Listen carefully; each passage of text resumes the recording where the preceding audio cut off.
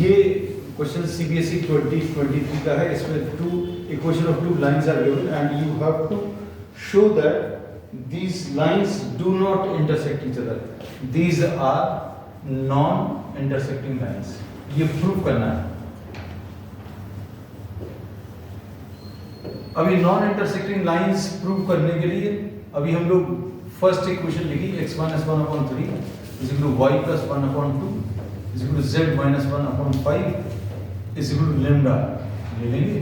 ऐसे ही x plus 2 upon 4 is equal to y minus 1 upon 3 is equal to z plus 1 upon minus 2 is equal to k लिख लिया। And we will be assuming some hypothetical point at which these two are intersecting। एक point P है जिस पर दोनों intersect कर रहे हैं और P point के coordinates हम लोग लिख सकते हैं। You can take a general point। अब हम लोग ऐसा भी लिख सकते हैं take a general point at the first line on the first line। तो ये कितना आ जाएगा 3 lambda plus 1। ये P point का नाम हटा दिया अभी हम लोग। 3 lambda plus 1 2 lambda minus 1 2 lambda minus 1 and 5 lambda plus 1। This is any point on the first line, any point on the second line, point on second line क्या मिलेगा 4k minus 2 4k minus 2 and 3k plus 1 and minus 2k minus 1। And if these two are intersecting lines, if these two are ध्यान से सुनना, if these two are intersecting lines, then the coordinates will be same। अगर कोई दो line से intersect कर रही हैं तो ये वाला पॉइंट इस लाइन के ऊपर ये वाला पॉइंट इस लाइन के ऊपर सेम रहेगा, मतलब इसके कोऑर्डिनेट सेम होंगे। मतलब क्या है 3 lambda plus 1 will be equal to 4k minus 2 और 2 lambda minus 1 is equal to 3k plus 1 और 5 lambda plus 1 is equal to minus 2k minus 1। तीन इक्वेशंस बने। कोई भी दो इक्वेशंस को सॉल्व करने पर k और लैम्डा की जो वैल्यूज आएंगी उनको तीसरी इक्वेशन में सब्स्टिट्यूट करेंगे। अगर सेटिस्फाई कर रही है तो इंटरसेक्टिंग लाइंस, सेटिस्फाई नहीं कर रही तो कैसी लाइंस रहेंगी नॉन इंटरसेक्टिंग लाइंस। ये कितना आ जाएगा 3 lambda minus 4k 3 lambda minus 4k is equal to minus 3। फिर उसके बाद 2 lambda minus 3k is equal to 2। तीसरी equation 5 lambda plus 2k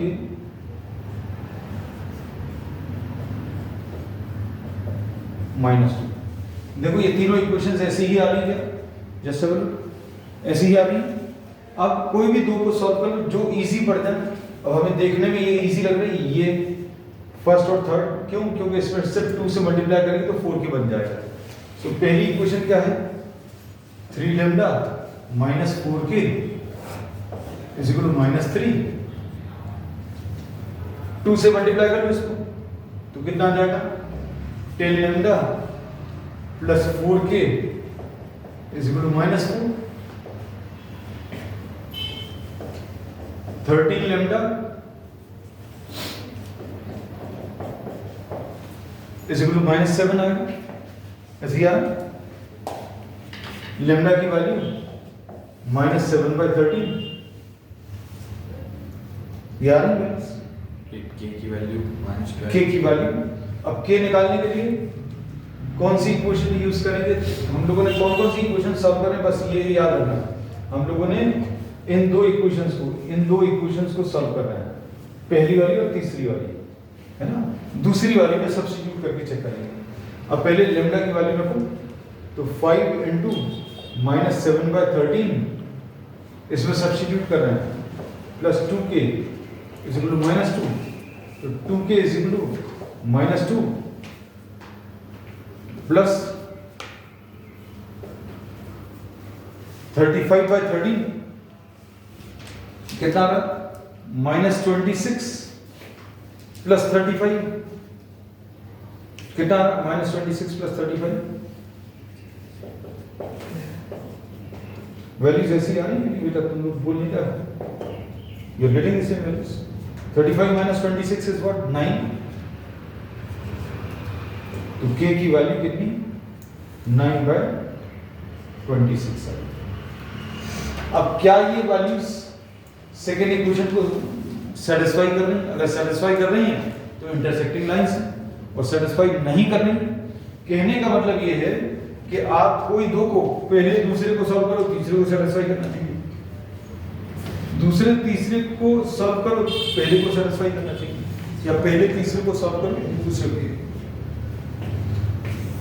2 lambda minus 3k, 2 into lambda कितना है? -7/13।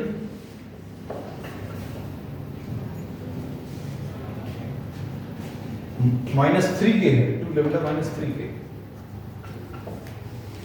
3k की वैल्यू 9/26। ये कितना है?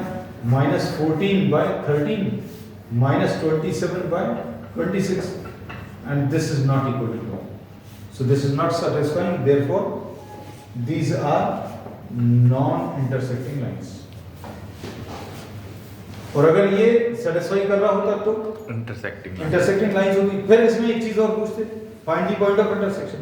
तो सबसे पहले तो आप दो को सॉल्व करके लैम्डा के निकालते और तीसरी इक्वेशन को सेटिस्फाई कर रहा है वो दिखा देते, फिर पॉइंट ऑफ इंटरसेक्शन निकालने के लिए लैम्डा की वैल्यू इधर रख लो या के की वैल्यू रख लो, या फिर दोनों रखकर देख लो, दोनों के कोऑर्डिनेट्स जो है परफेक्टली सेम आएंगे। क्लियर?